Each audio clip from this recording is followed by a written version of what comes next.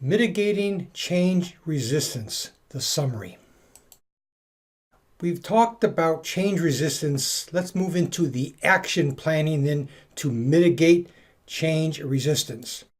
First, we talked in the last video about the plan and the necessary follow through. The identification then of early adopters and how to leverage that success to involve others through the group dynamics.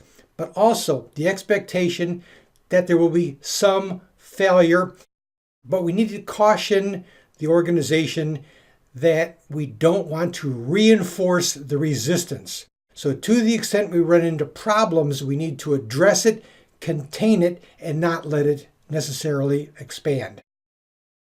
We also need to chunk the change portfolio so that you're dealing with manageable change initiatives.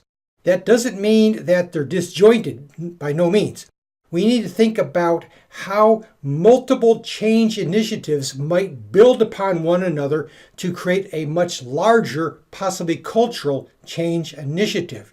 The key, though, is to keep each initiative manageable such that the people in the organization don't become overwhelmed. At the same time, looking at little chunks that don't overwhelm individually or collectively cause fatigue. This is the portfolio management approach to not only the change process, but how to even out the impact on the organization such that there's some action, rest, and the resistance becomes more tolerable or becomes fully mitigated. We're also talking about the anticipation and how to confront the resistance, identifying the reasons, oftentimes in the change objective or the change process. The alignment of the communication with the stages of change. If you are communicating at the wrong stage of change, that will totally be wasted effort and likely to create resistance when you take action at that improper stage. We also need to talk about how to mitigate and manage the resistance. This is the rethinking of the resistance. Yes, resistance is natural, it's emotional, but it's also beneficial feedback. So not only do we need to think about how we define resistance, but how we use that resistance to improve the change process and the objective we're trying to accomplish. We also need to definitely recognize the 6 core subconscious needs. Just as we talked about the managers being an autopilot, so too are those being impacted by the organizational change. We need to think through what is in their head that they don't know about.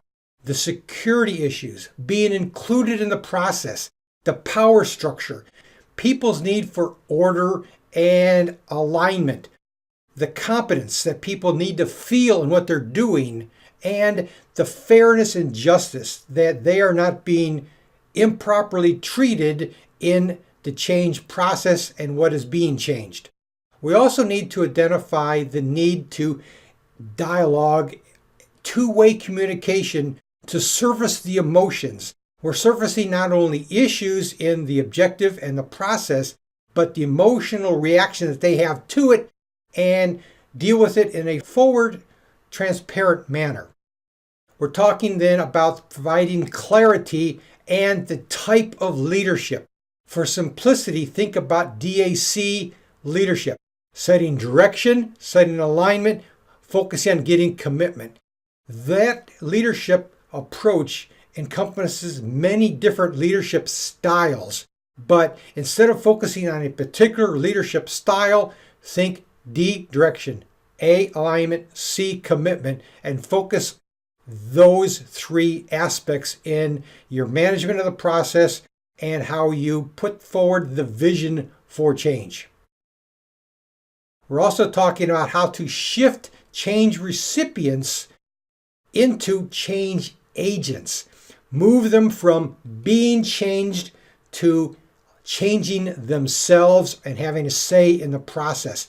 That shift will then allow them to take ownership and reduce the possibility or the severity of the change resistance that might otherwise be felt. We're also talking about decreasing the learning anxiety, allow an adjustment time for the change, as well as the time that it might take to go through that learning process. And as necessary, increase survival anxiety. Do not start with survival anxiety.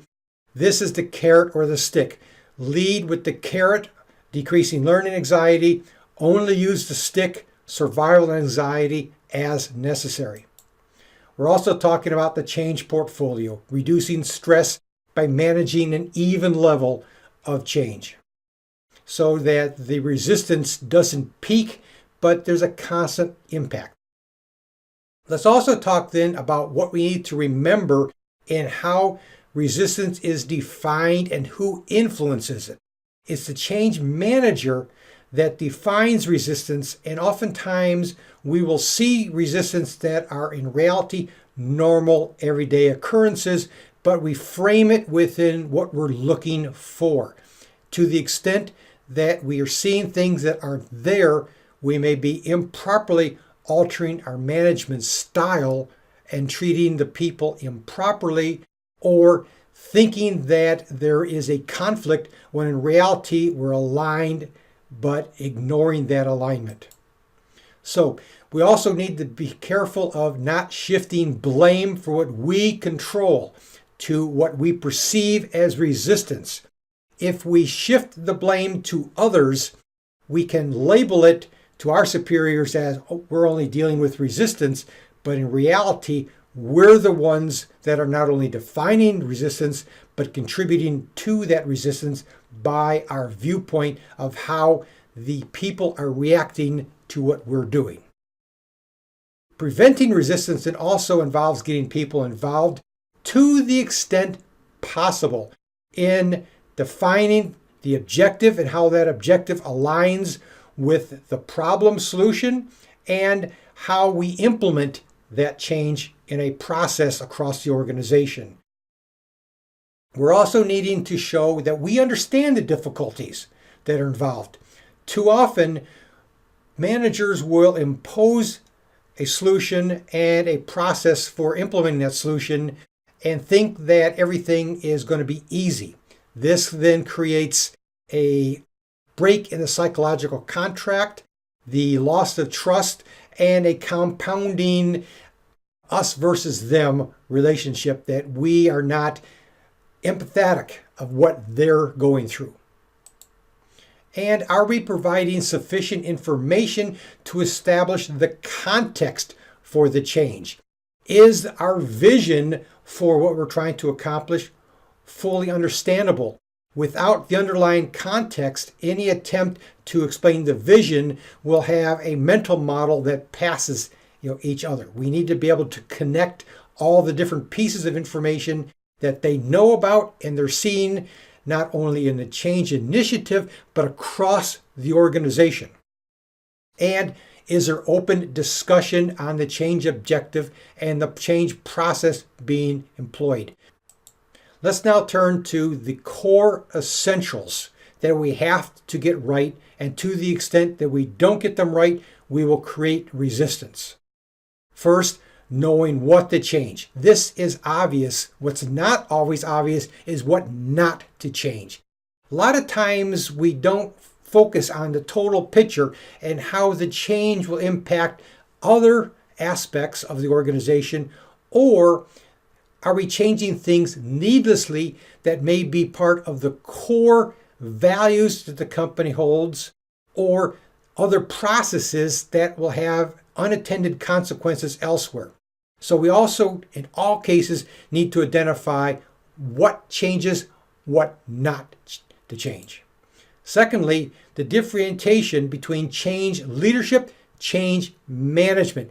They're different functions. Think about leading the vision for change, but managing the change process. To the extent that you don't match the leadership and the management functions properly, you increase the possibility of resistance needlessly. Thirdly, knowing how to involve people. Most of this course has talked about involving people at different levels, different ways. To the extent that you exclude them, you are leaving out a major contribution that they may bring to the change process, as well as creating resistance because of that exclusion. And lastly, managing the change portfolio. 4 essentials. To the extent that you ignore any of these 4, you will be setting up a recipe for failure through the increase of change resistance. What do you now need to do differently, knowing what you now know about change resistance?